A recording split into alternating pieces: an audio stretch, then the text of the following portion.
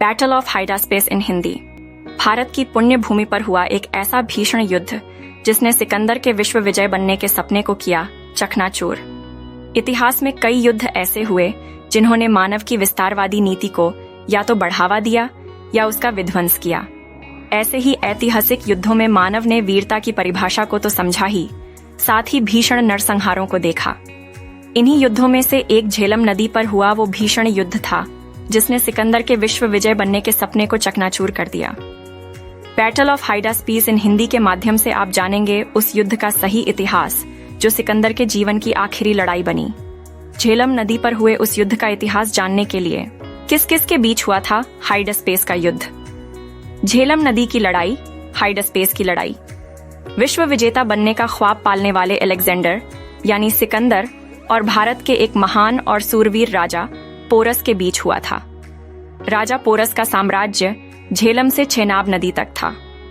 विश्व में मशहूर हाइडास्पेस का युद्ध विस्तारवादी मानसिकता से पनपे अलेक्जेंडर और मातृभूमि की रक्षा में समर्पित सूरवीर राजा पोरस के बीच हुआ, जो कि अलेक्जेंडर यानी सिकंदर के जीवन की चौथा और आखिरी युद्ध साबित हुआ।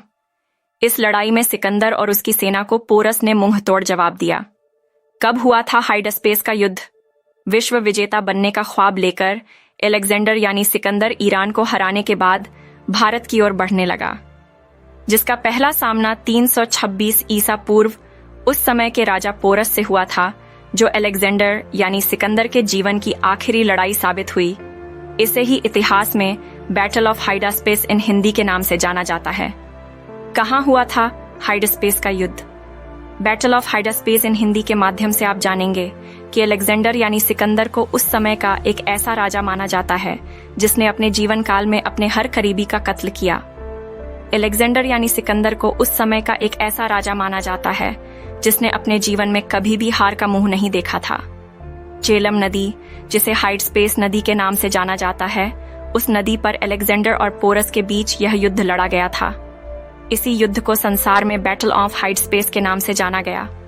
बैटल ऑफ हाइडास्पेस इन हिंदी के माध्यम से आप ऐसे राजा की क्रूरता और ऐसे इतिहास से परिचित होंगे जिसमें एक राजा का विश्व विजय बनने का सपना चूर चूर हो गया। इस युद्ध के पीछे की वजह और इस युद्ध में अलेक्जेंडर और राजा पोरस के बारे में निम्नलिखित बिंदुओं के माध्यम से जान पाएंगे। अपने पिता की मौत के बाद अलेक्जेंडर ग्रीस के मैसेडोनिया के सिंहासन पर बैठा।